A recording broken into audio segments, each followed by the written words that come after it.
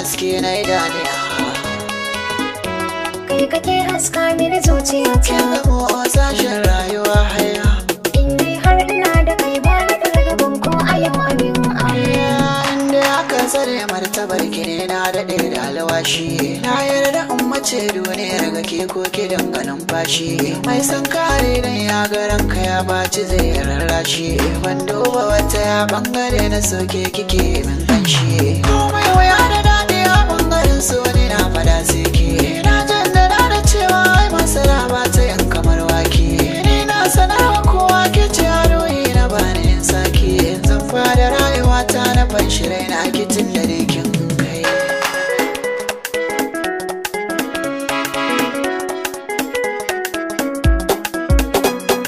Katin zira da har ka ziga da ƙaunar ka zoci ta yi kwari.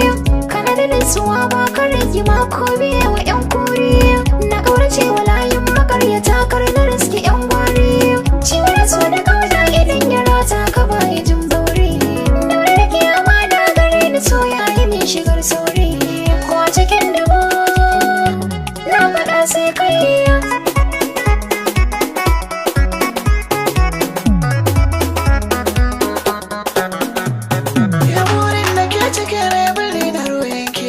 Sarki da kakar ragar su ana yamin fada har da kakaki.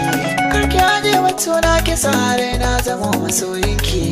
Ki nazari da shukar gona in ta yi kyau akwai taki. Tarar ka tambaran soyayya ke ce nake wa taki. Na kulle zuciya sake ba na barin ta dodonki. Ki zama tawayen zama na ki sirri na kwance zai miƙe. Kawai na kiki ana da yanke kira da zan sa kai.